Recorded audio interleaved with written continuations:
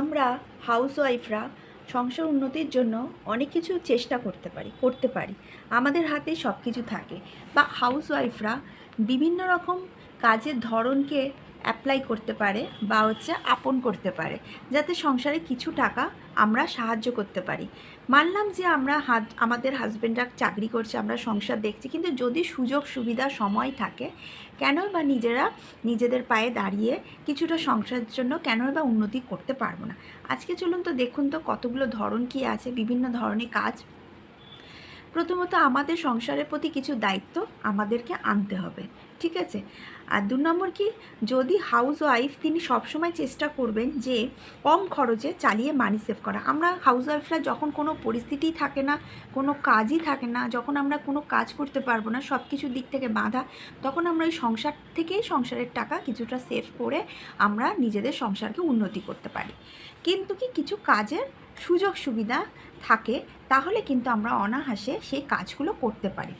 সংসারে উন্নতির জন্য কাজের কটা ধরন, যদি আমরা এই ধরনগুলো অ্যাপ্লাই করি আমাদের পরিস্থিতি অনুযায়ী, তাহলে কিন্তু কিছুটা মেয়েরা সংসারে সাহায্য করতে পারবে, নিজের পায়ে দাঁড়াতেও পারবে, নিজেদের হাতে কিছু টাকাও থাকবে, মানিও থাকবে, যে মানিটা কিন্তু এই যুগে একান্ত দরকার, সবার ক্ষেত্রে দরকার, যেমন ছেলেদের ক্ষেত্রে দরকার, সব মেয়েদের ক্ষেত্রেও দরকার। প্রথম হচ্ছে কি, কাপড়ের ব্যবসা। আমি কিন্তু একদম বাস্তবটা আপনাদের তুলে ধরেছি, যে কটা অ্যাপ্লাই আপনাদের সময় সুযোগ বুঝে মানি বুঝে যদি আপনারা করতে পারেন।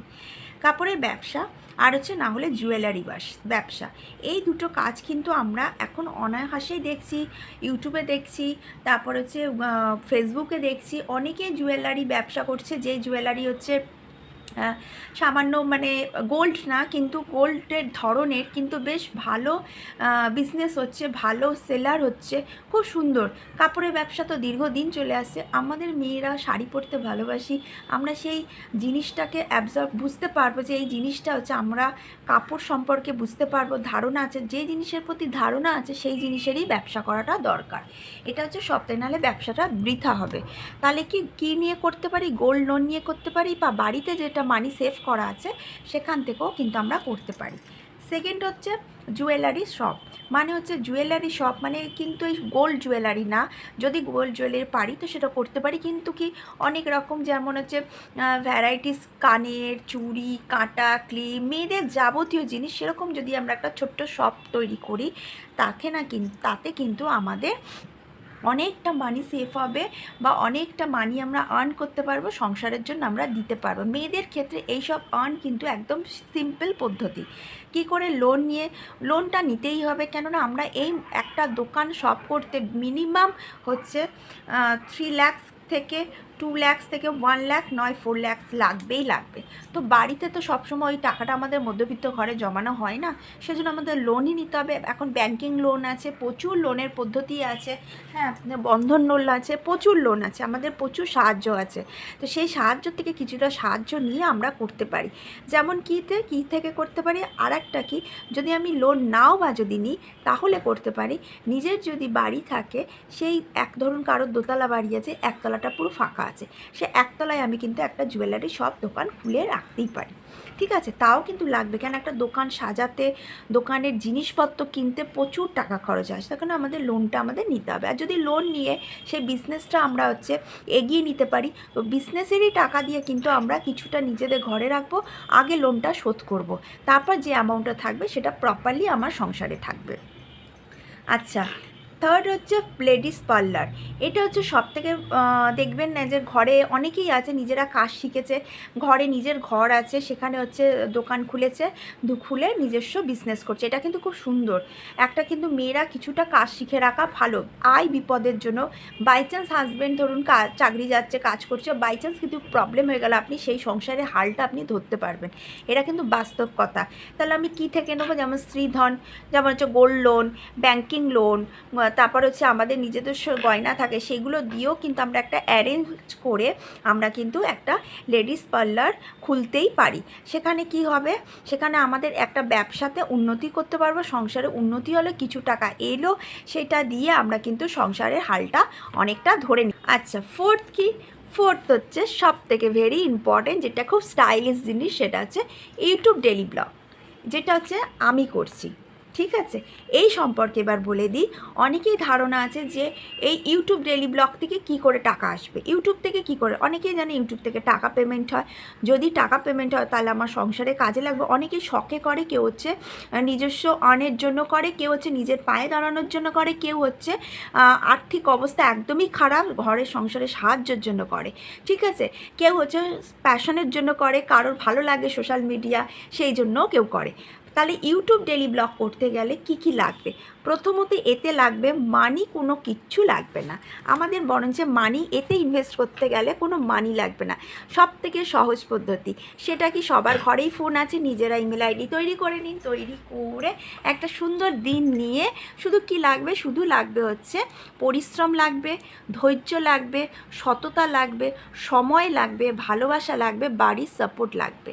এই কটা জিনিস যদি লাগে, আর যদি আপনার লাক থাকে, আপনি যদি পরিশ্রম করে, একদিন না একদিন আপনি ভাইরাল হবেন, একদিন না একদিন আপনার মনিটাইজেশন হবে, একদিন না একদিন আপনার হচ্ছে গুগল অ্যাডপিন আসবে।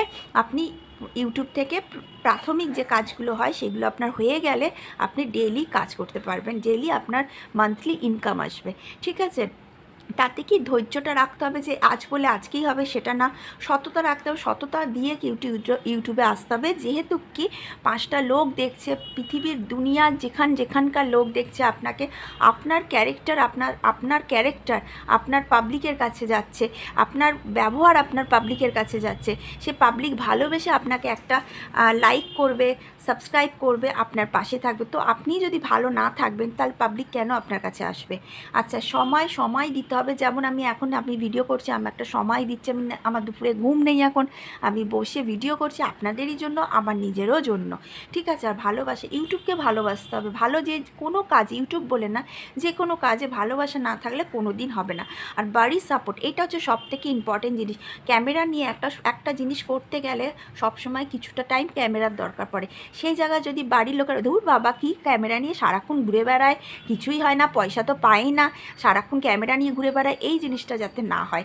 না, তুমি করো, তুমি পাবে, তোমার পাশে আমরা সবাই আছি। এটা করলে ফ্র্যাঙ্কলি ক্যামেরাটা ধরতে পারবে, সে লজ্জাভাবটা আসবে না।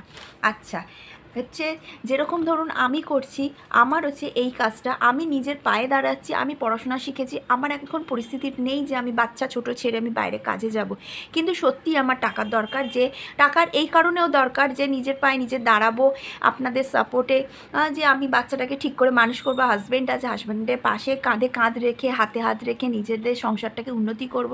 আমিও বা কেন করতে পারবো না? আমি সততা অনুযায়ী ইনকাম করব। তো দেখুন, ফিফথ কি, যে কোনো সরকারি চাকরিটা হচ্ছে সবথেকে বড় ইম্পর্টেন্ট জিনিস। এটা সবার কপালে থাকে না, যার থাকে সে জিনিসটা থাকে। তার জন্য তাকে কি করতে হবে? তাকে তো আর কোনো মানি সেভ করতে হবে না, মানি লোনও নিতে হবে না, তাকে পড়াশোনা করতে হবে, আর বাড়ি সাপোর্ট, প্রচুর পড়াশোনা করতে হবে, ভাগ্যেরও ব্যাপার আছে। সরকারি চাকরিটা চট করে হয় না, নিজেদের ধৈর্যও দরকার, জাজ পাইনি ছেড়ে দিলাম তা না, জিনিসটাকে ধৈর্য রাখতে হবে। সিক্সথ হচ্ছে হাউস ওয়াইফ। এই কারণে এরাও একটা চাকরি, যেটা আমি করছি, আমাদের একটা চাকরি কি, আজকে এই বাজারটা করছি, যদি কিছু টাকা বেঁচে থাকে তাহলে স্বামীর উন্নতি হবে, ঘরের উন্নতি হবে, কোনো কিছু একটা ফার্নিচার আমরা কিনতে পারবো, দুটো লোক চলে এসছে, তাকে একটু ভালো মন্দ দিতে পারবো, এই জিনিসটা আমাদের হাউস ওয়াইফদের থাকে।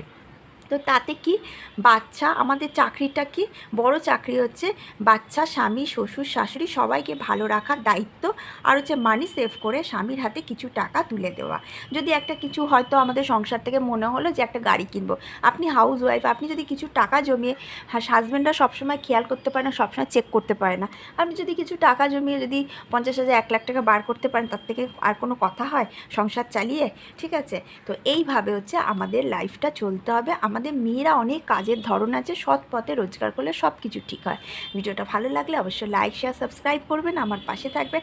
আশা করি ভিডিওটা ভালো হয়েছে। আমি একদম খুব ইম্পর্টেন্ট জিনিস আপনাদেরকে বলছি, যদি আপনাদের এরকম সুযোগ সুবিধা থাকে আপনারা অনায়াসে করতে পারেন।